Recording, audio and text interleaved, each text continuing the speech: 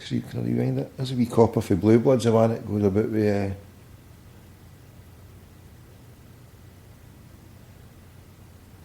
Jamie Reagan, isn't it? Let me see, just want to check. It is as well, aye, look at him. sorry, I just... Right. Oh, who's in this one? Nicolas Cage. Oh, right. Right, get us off, can't be bothered. We're on a happy trip here. Don't want any sadness. I'm just putting another wee... Come on, has this gone up here yet? Let's see, copied it. I need to put it in. Right, so 0141 416 1888. Failing that, I'm prepared to talk as much flannel juice and gibberish or phone anybody. South African radio, I feel like phoning South African radio, Australian radio. I think it's time to go to these link-ups with the radio stations. Anybody like it? It's good to get a wee message out now and again, isn't it? Why is this not pasting? Right. Oh, jeez. Oh, these. Shoot, mate. That's my sky remote gone for a button. Right, this isn't pasted. I'll turn this light off. There we go. Lovely jubbly. That's me settled in the night. Right, I'm trying to load another tune in here, but it's not. It's allowing me now. Here we go, paste. This is another classic, this one, right? We'll get this one right on in a few minutes once it loads up, possibly. So what's been happening in the world? I know how we're going to get on now. A wee quick call to my good brother down the road in Swansea. We've not had him on for a while, the old Jonathan.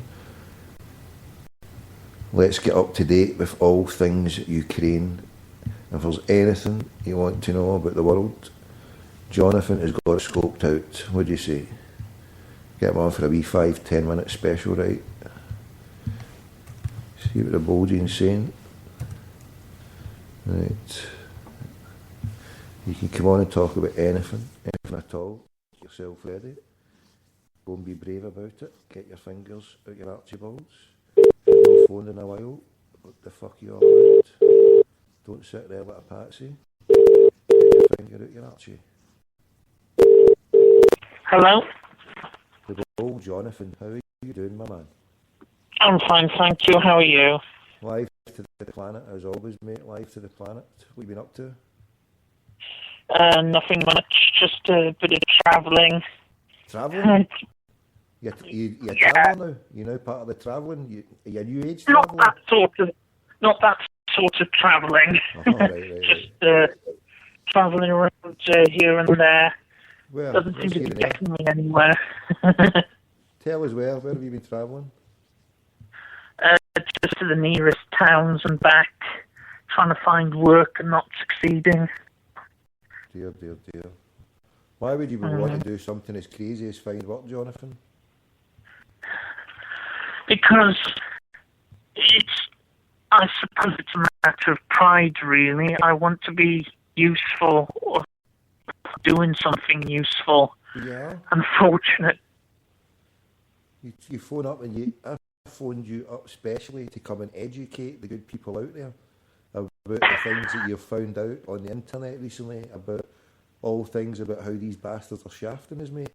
So just gaining knowledge and information is the most useful thing that you can do. So are you telling me since the last time we spoke you've not had your head buried in a computer learning about something? Or a book? I'm actually reading quite an old book at the moment, just as you rang.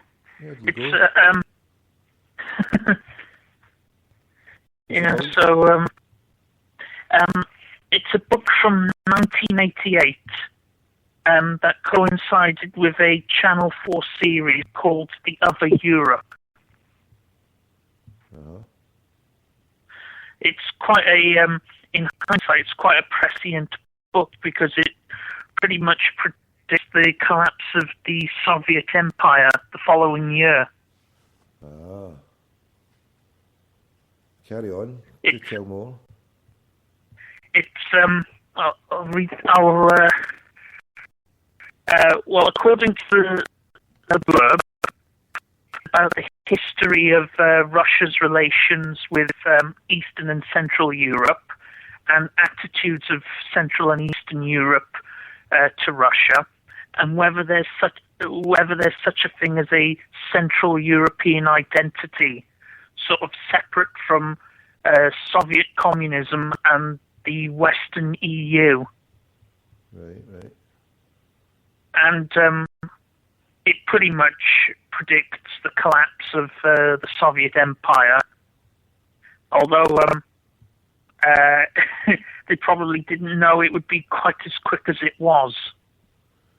Well, I would say possibly it could have, mate, because the whole capitalist communist ideology between, the West, so-called, and the East, the Soviets and the Yanks and us, it was all a big fraud.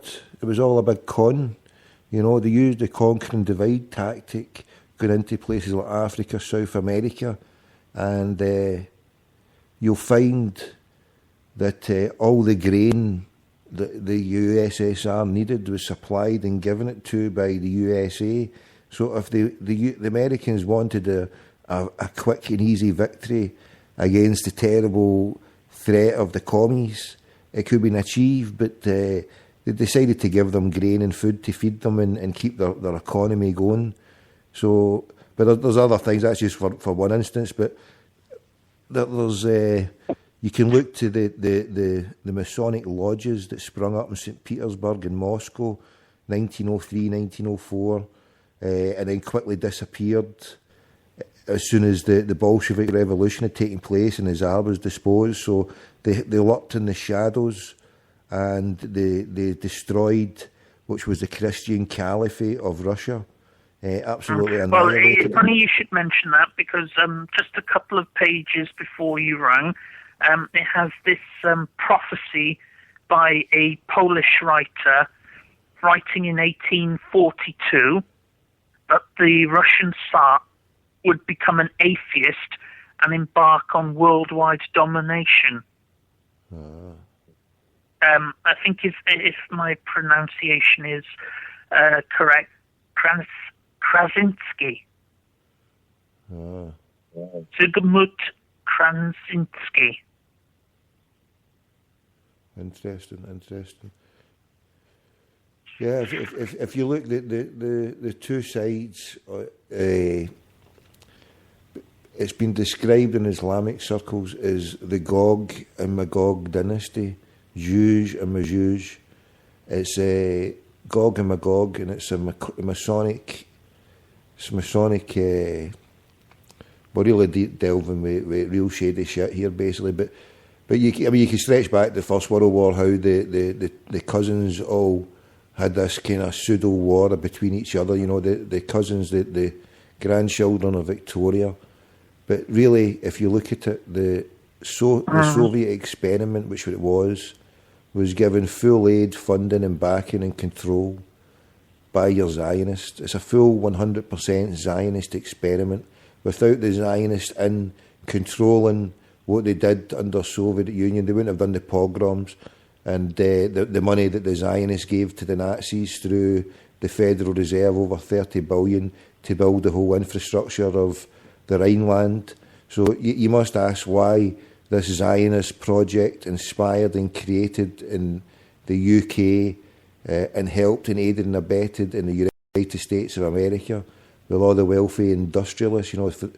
We don't have to go on naming the names, but they have been controlling things through the world by having both sides. So the communist capitalist ideology was just one of total and utter bullshit in order to divide and conquer the entire planet. What say you, brother? Yeah, you're right there, Tommy. I mean, I'm looking at this situation now in Ukraine, and it's the same old tactic: the divide and conquer, pit West against East, try and incite fear and loathing between the peoples of the East and the peoples of the West. But we're getting wise to it. We've played this trick one too many times, and when we no longer buying it, and when you have Stasi propagandists like Ian Dale on LBC throwing his arms up into the air complaining that, oh, the British people are too pro-Putin. They can't see that Putin's a dangerous tyrant. Well, no one's saying that Vladimir Putin is a good guy, but let's look at the facts about Vladimir Putin. Regardless of his methods, he does have genuine popular support in Russia. Maybe it's only about 40% of the population, but then Margaret Thatcher was able to govern Britain with only 30% of popular opinion. And Russia's a much, much bigger country. So Putin, even though he's not as popular as he once was, even though I hear Russian people saying that he's actually an agent of the New World Order, he does have popular support within Russia, and he at least does stand up for the Russian people, unlike Yeltsin, who was a drunk that was put in charge by the New World Order and had his strings pulled by Roman Abramovich, who handled the Yeltsin family finances and also the Yeltsin family PR. And speaking of Yeltsin, guess where he died? Hit me with it. Israel. Just shows you. But there's no two. You touched on it there. Yeltsin. Putin is 100%. He's on side with this cabal that's going on with the banksters. There's no two ways and doubt about it. He is there. If you look what happened with the first Crimean War, way back about 150 odd years ago, and what they did, it was a way to help bring bring the full collapse of what was the Ottoman Empire, the Islamic Caliphate, that was crushed at different stages, with the different wars, and then the key dive, selling out the Suez Canal and being in debt. But what it was, it was a series of wars from the Crimea War and various other ones that plunged the indebtedness of the Ottoman Turks, the Ottoman Empire, that was eventually, that if you look at it, the Islamic Caliphate that started under the Prophet Muhammad, peace be upon him, it was always foretold that it would only last for 3 generations, where it would be really strong and solid. And from that period, the initial period, where an unlettered a prophet who couldn't read or write was able, within 3 generations, within 3 caliphates, was able to spread from a Bedouin Arab tribe that was chased out its own town, Mecca, right? That within the 3 generations, it stretched from Andalusia in Spain all the way through to China. But then the regression, the final part, and the reason why it was so strong and expanded, and even the Jewish people in Andalusia, Spain, called it their golden age, because the arts, the literature, the sciences, they were allowed to flourish under the Islamic Caliphate for a long period.